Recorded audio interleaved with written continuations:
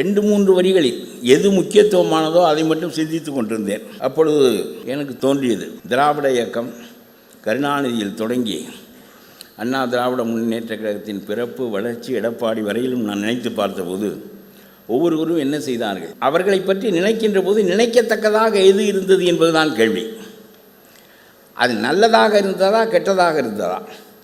பல காரியங்கள் நல்லதாகவும் இருந்திருக்கும், அதை விட அதிகமான காரியங்கள் கெட்டதாகவும் இருந்திருக்கும். சில பேருக்கு சில காரியங்கள் தப்பாக இருக்கும், பல காரியங்கள் நல்லதாக இருக்கும்.